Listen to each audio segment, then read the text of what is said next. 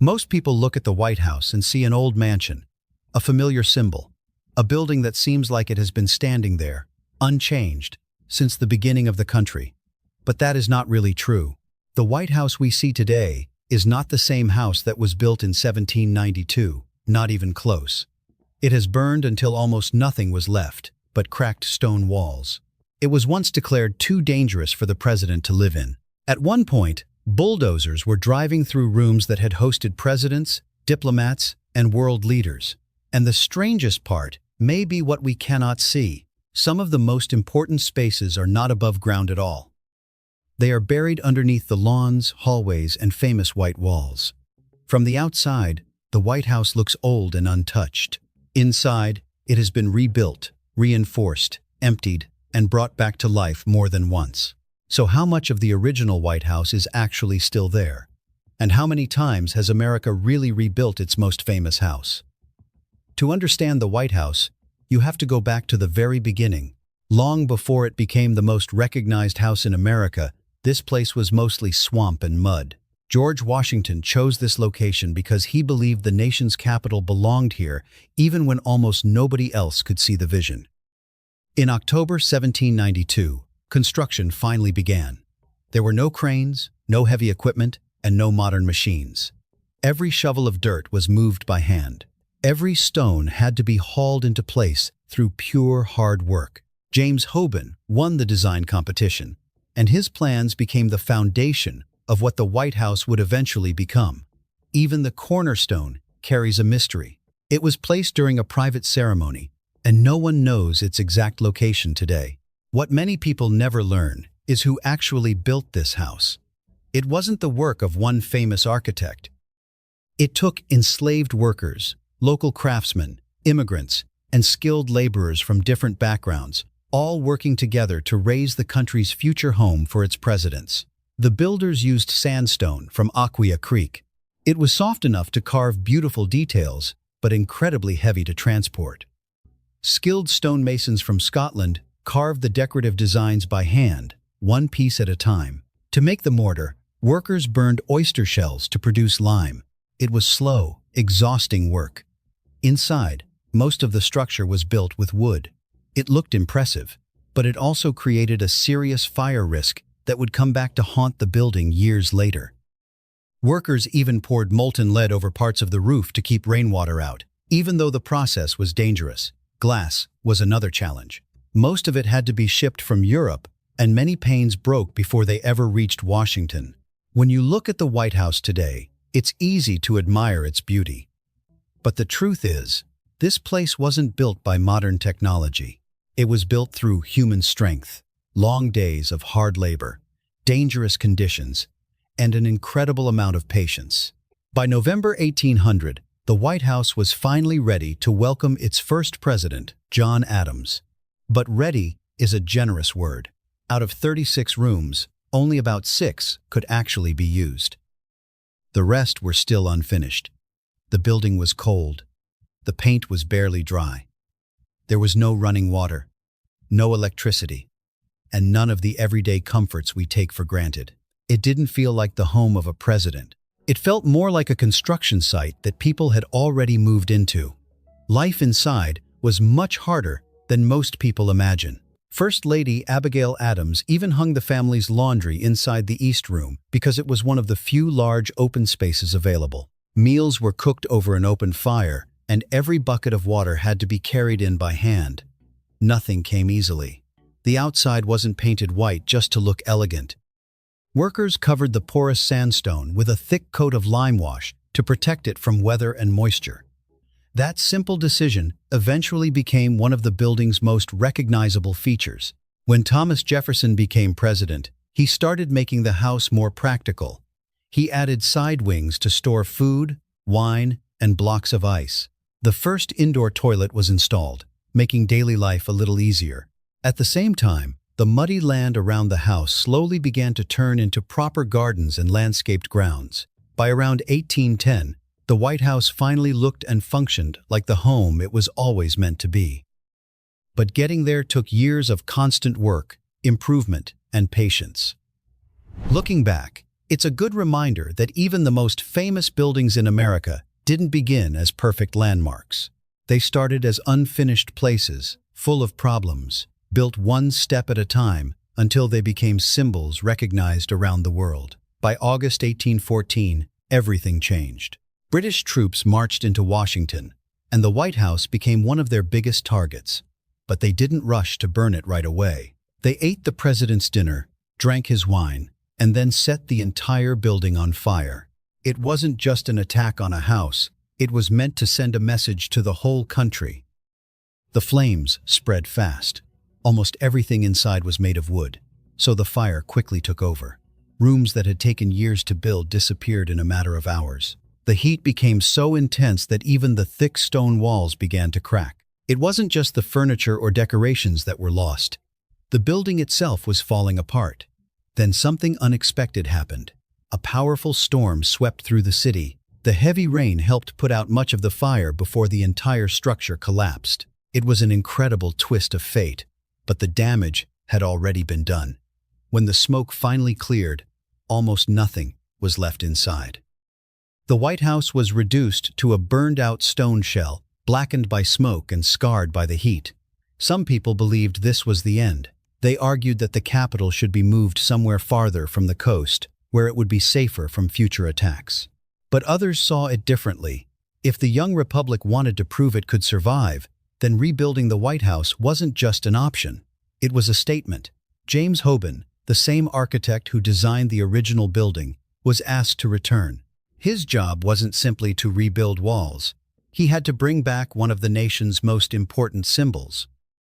The fire had left permanent marks on the stone, and many of those stains could never be removed, so the exterior was covered with a thick white coating that helped hide the damage while protecting the stone underneath. That simple decision gave the building the bright appearance people recognize today.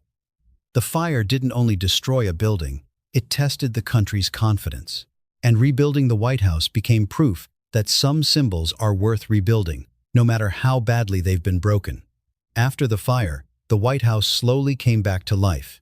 It had a new roof and fresh walls, but one big problem never really went away. Most of the inside was still built with wood. From the outside, it looked stronger than ever. Inside, the same risk was still hiding behind the stone walls. To make the house more comfortable, workers added more fireplaces. It helped keep the rooms warm during the winter, but it also meant even more open flames inside the building. It was a trade-off they had to accept. As the years passed, the White House became much more elegant. French-inspired decorations filled the rooms. Gold details, fine furniture, and carefully designed spaces gave the building a more formal look. It wasn't just a home anymore. It was becoming a symbol of the growing nation. Security also started to matter more. Stronger gates were added around the property, a reminder of what had happened in 1814.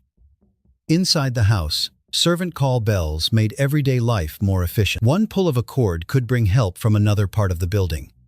Outside, the grounds continued to change. A proper driveway welcomed visitors, and the surrounding landscape slowly became what we now know as President's Park. The famous columns and curved front porch were added over time, giving the White House the classic appearance recognized around the world today. Life inside kept getting easier. Gas lighting replaced many candles. Running water reached the building. The kitchen became more modern, and dark hallways finally had better light. Later, the telegraph connected the White House with the rest of the country, making communication faster than ever before. An official library was also created, showing that the house was growing in more ways than one. Builders even replaced some wooden parts with stone to reduce the risk of another devastating fire. But they couldn't replace everything. That was the real contradiction. Every year, the White House looked grander, safer, and more impressive. But behind all that beauty, the original wooden frame was getting older, weaker, and slowly running out of time. The changes made the house look modern, but deep inside, it was still carrying the same hidden weakness it had from the beginning. By the early 1900s, the White House had a new problem. It wasn't falling apart because of war. It was simply trying to do too much. It was still the president's home, but it had also become the center of the executive branch. Every year, more staff arrived, more paperwork piled up, More meetings had to happen. Before long, the house wasn't just crowded, it was overwhelmed. Something had to change. The gardens beside the house were cleared to make room for offices. What was supposed to be a temporary building became the West Wing, and surprisingly, it never went away. Even today, it's still one of the busiest parts of the White House. Modern technology slowly moved in. Electricity was added to a building that had been standing for more than 100 years. An elevator helped the president move between floors without climbing endless stairs. Then came the Oval Office, a room that would eventually become one of the most recognizable workplaces in the world. The Resolute Desk also found its place there, turning into a symbol of the American presidency. At the same time, security became much more serious. The White House wasn't just protecting a family anymore, it was protecting the nation's leader. When a fire damaged part of the West Wing, it was rebuilt almost immediately. The work didn't stop there. Covered walkways were added so the president could move between buildings more easily. Air conditioning made the house more comfortable during Washington's hot summers. New meeting rooms and support spaces helped the growing staff keep the government running every day. But all these improvements came with a price. Every renovation added more weight to a building that had never been designed for this kind of workload. The White House looked stronger and more capable than ever. Yet its aging structure was carrying more stress with every passing year. It raises an interesting question. How long can a house that was built for one family continue to support the work of an entire nation before something has to give? By 1927, the White House was showing its age in ways people couldn't ignore anymore. The old wooden roof had reached the end of its life. Years of repairs were no longer enough. The building needed something much bigger. So the original roof was removed, and for the first time, a steel frame was added inside the White House. It was a major change. The living space grew by nearly half, but from the outside, almost nothing looked different. That was the goal. Keep the familiar face, but make the structure much stronger. Then World War II changed everything again. The East Wing became more than just another part of the house. It helped hide a growing network below ground. An emergency operations center for the president was built beneath the White House, and a tunnel connected the East Wing to the Treasury building. New war rooms were created, and bulletproof windows became part of the building's defenses. The White House was turning into a secure command center, ready for threats that earlier generations could never have imagined. But even with all those upgrades, one problem refused to disappear. The old stone walls kept spreading apart. Every time a heavy truck drove by, the building shook. Workers could actually hear the structure groan under its own weight. Then came one of the biggest warning signs of all. A piano nearly crashed through the floor. That was the moment people realized the danger was real. The White House was officially declared unsafe for the president to live in. Some even suggested tearing the entire building down and starting over. From a practical point of view, it probably made sense. But there was one problem they couldn't ignore. The White House was more than bricks and stone. It had become one of the country's most recognizable symbols. Losing that historic exterior would have meant losing a piece of American history itself. It's a strange irony when you think about it. The building had been upgraded to protect the president from war, bombs, and outside threats. Yet it couldn't protect itself from decades of hidden damage growing quietly inside its own walls. In the end, the only way to save the White House was to rebuild it from the inside out. The decision was unlike anything that had been done before. Almost everything inside the building, nearly 150 years of history, had to come out. Imagine seeing bulldozers driving through rooms where presidents had welcomed world leaders. It sounds impossible, but that's exactly what happened. The famous stone walls stayed in place, while an entirely new structure was built inside them. The building was anchored deep into solid bedrock to stop it from settling any further. Weak wooden supports were replaced with steel and reinforced concrete. Floor by floor, the White House was rebuilt into something far stronger than it had ever been. At the same time, every major system was upgraded.